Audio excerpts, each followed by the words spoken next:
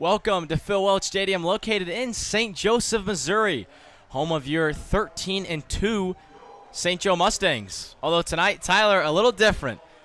This is now the second time this year where we're seeing the St. Joe Tenderloins come to town. Tyler, the Tenderloins, are you excited or what? No, I love the promotion. It's very unique, and the jerseys are something else, I must say, like a beige cream with red and green. Definitely stand out a bit, and if you remember correctly, the Tenderloins are 1-0 on the year. They have 4 games at home, and if they win this one, they'll be halfway to an undefeated season. You would love to see an undefeated season for these Tenderloins. Although, tonight, on a bit more serious note, they take on the Sedalia Bombers, who, if you look at the standings, are second in the Mink League. So, Tyler, what does that say about a potential, great game we might see out here tonight? I was looking at the roster, and this Sedalia team, one, it's really just the State Fair Community College Roadrunners, as 6 or 5 of their starting 9 and their starting pitcher are all from State Fair Community College. So, Tyler, looking at these guys, anyone, obviously, we've all seen them play a ton, but anything different you see tonight, anything you want to mention? I like the speed at the top of the lineup. Noah Bodenhausen and Darius Freeman, both are guys who will probably steal 20 bags in the Mink League this year. And that's a big threat to get on. And it's not like they have guys that can't bring them in. Kyle Hepburn went yard a couple days ago, and Mosea's gone yard already. So we're looking for the top of the lineup to generate a lot of runs today.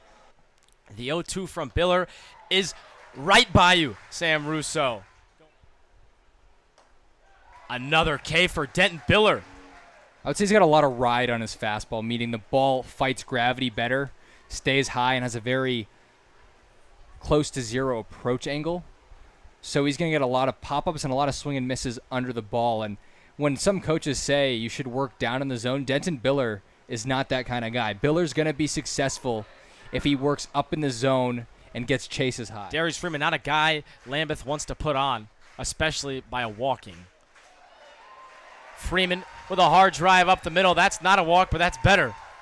He's going to be stretching it to 2. The hustle double attempt is good. An extra base hit for Darius Freeman in the bottom of the first inning with just 1 out. It was pretty lazy out there from the right fielder, Devin Wright, and maybe because he doesn't know the Phil Welch grass out there, but he took a long time, kind of jogged to get to that ball and took a very deep route, but the ball stopped very early on. And granted, Freeman runs like the wind, but I think Devin Wright could have definitely held that to a single. Yeah, off the bat, the 2-2 pitch to Hepburn is swung on and hit into the middle. Freeman didn't get the best jump, but it shouldn't matter. Around third he goes. It's going to be a play at the plate. Cut off. Darius Freeman rolls into home plate. 1-0 lead for the Tenderloins. Yeah, Wimberly was not very happy. I don't know if it was picked up on the live stream, but he's still upset out there. You can see his hands on his head. That ball should have been cut off.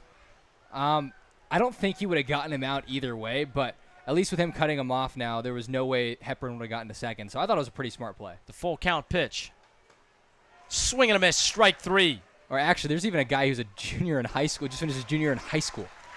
Another strikeout for Biller. This time it's Beach waving and missing. Was that intentional right there? The 1-2 pitch.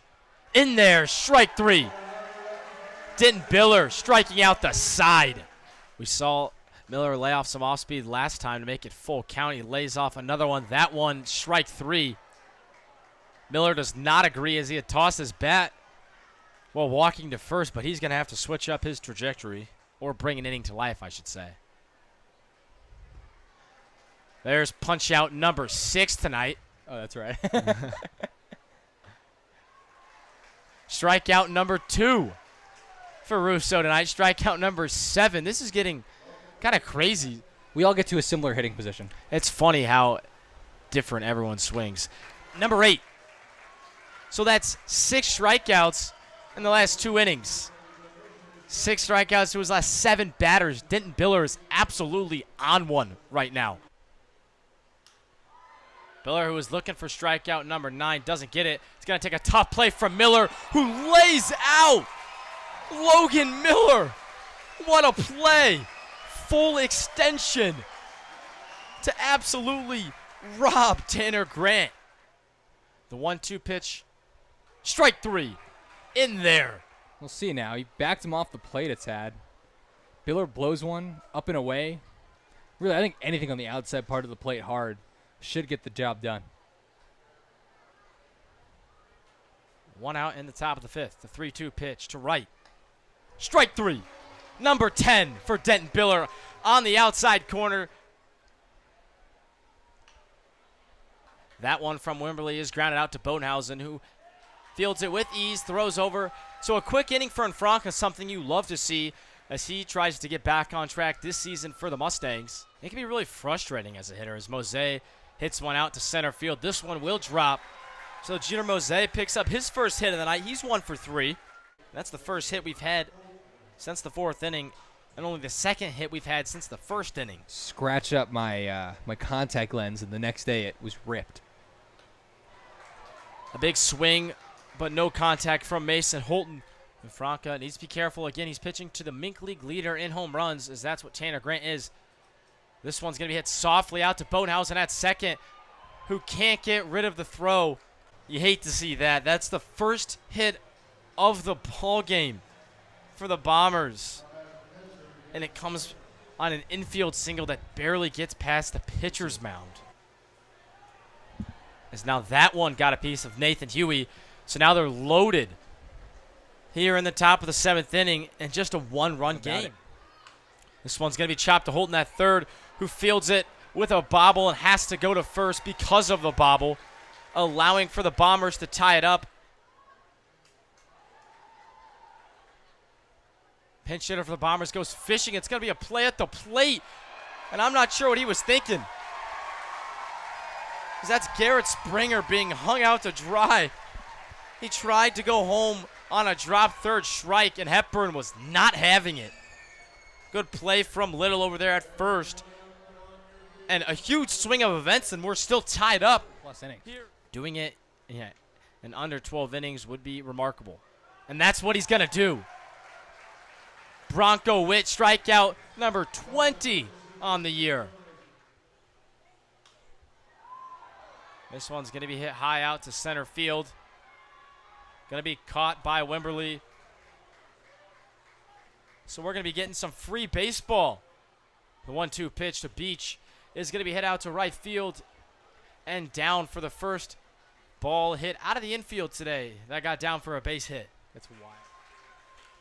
Hit up the middle. Witt had a chance at it, could make the play. Bodenhausen field steps on second just in time. Miller would be the kind of guy you want on. Speedy. That one's ball 4. And Barros is upset. Feels like he might be getting squeezed a little bit. Schmidt does bunt. It's right back to the pitcher. Some weird spin on it. They were able to get Schmidt at first, but that's a sacrifice bunt executed to perfection as Logan Miller moves up to second base. Runner goes, and that's Miller, who's safe at third base. Beach can't believe it. I don't know what he can't believe. He was safe by a mile. Bodenhausen should be in swing mode here. 3-1 count, 1 out in the bottom of the 10th inning. Bodenhausen swings. It's chopper third. Miller's going home. Beach to the plate. The throw's low. Safe. Logan Miller dives into home plate. He's safe. And Truman Bodenhausen walks it off with a ground ball to Nick Beach at third base. And that'll do it here at Phil Welch Stadium. I mean, it wasn't pretty, but it got the job done. The chopper to the third baseman, Beach, was a little to his right, and he rushed the throw. It had to be basically a perfect play to get the speedy Miller, and the throw was a bit low and a bit to the right of the catcher. So sliding in safely was Miller, and the Mustangs get it done again at home.